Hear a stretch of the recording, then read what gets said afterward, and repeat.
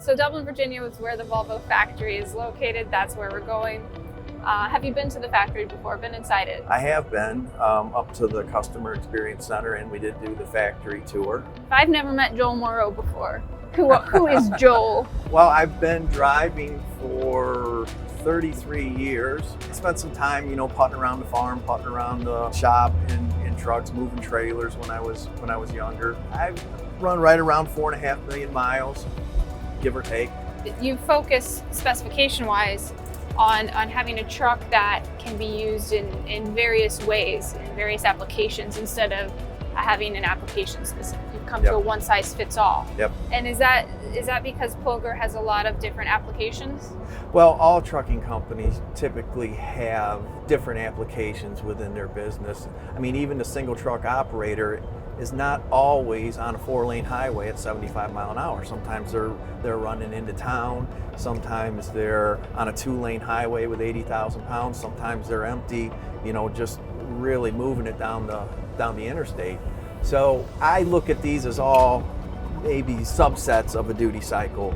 Within a day, you're seeing multiple different uses that the truck's going to need to be able to adapt to.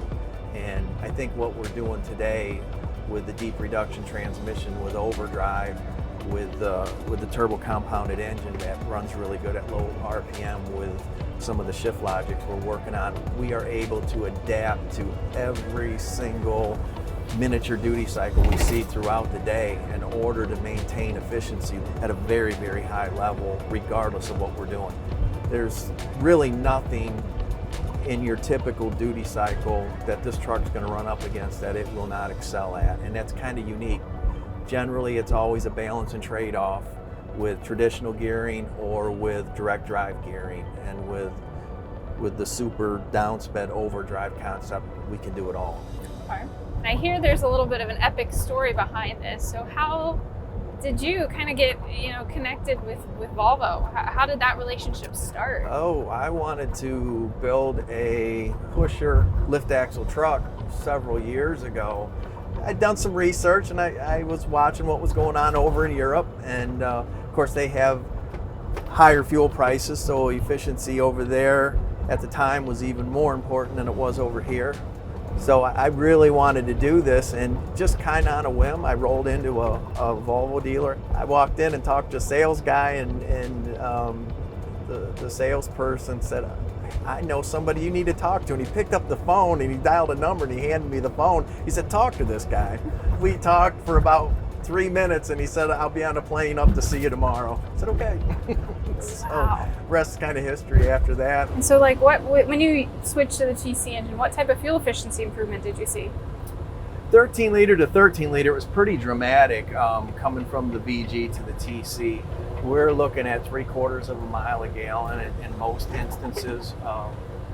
A guy that's interested in fuel economy can see a full mile a gallon out of it. That's huge. Yeah, it is. The TC can do some things on grade with weight at low RPM that no other, not even the big bore, the 15 liter. A lot of people associate displacement with how well it can pull down low, and that's kind of a fallacy. The TC and the 13 liter will outpull the 15 liter big bore and even 16 liter big bore engines from other manufacturers at low RPM. And how has Volvo helped you over the years? You've definitely helped Volvo. I can say that for a fact. Our relationship with you, but it helped develop the 6x2 adaptive loading. But how has Volvo helped you in turn?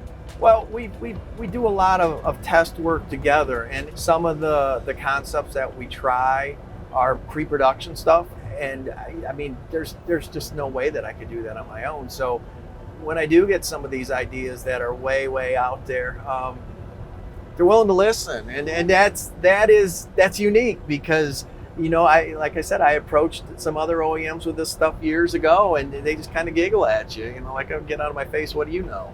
And there are a lot of sharp guys out here driving around that have a lot of good ideas that the OEMs need to pay attention to the driver, because let's face it, an engineer is only as good as their feedback. I agree completely with that, and that's why we got to listen to you, and that's why it's so important to have these conversations. I was going to say, don't give away the secrets about your testing some pre-production stuff. They don't need to know that. We got to keep those I don't give them things any secret. details, but I mean that's what it is, and that's what makes it exciting, and that's what drives the process. You know, that's true too. So earlier, there was something I was thinking about. You know, we were talking earlier. A truck is a tool. It's so important to have, you know, the right spec. And you know, yes, you could build this great Volvo truck on paper that has a great spec for this specific speed, but if it changes speeds, changes, you know, a little bit of what it's doing, it throws it off. So it's about how the Volvo truck provides fuel efficiency, but you can also have the versatility, so you can get that fuel efficiency at different points and areas. Yeah, versatility, efficiency, adaptability, and you know, like in the name, adaptive loading. That is what is critical, is the ability to adapt to the environment you're operating in. You may not always be the most efficient spec on paper. You may be close, but it may not be. But if you are ultimately more adaptable over a wider range, you have a better truck. Yeah. And a truck that the driver's going to be happy in, a truck that the bean counter is going to be happy with, a truck that the people in the shop are going to be happy with. So let's make everybody happy. Let's make it a win-win-win. So well, I'm trying to put this in like a catchphrase. What is it? Volvo has great fuel efficiency, but the thing that sets the Volvo truck apart is that with the TC engine, with all the features, the fuel efficient features, you have adaptability with that fuel efficiency. You can help ensure you can get it across the range of what you're doing. Yeah, adaptability, durability, efficiency, and range. Awesome. Yeah, there you go.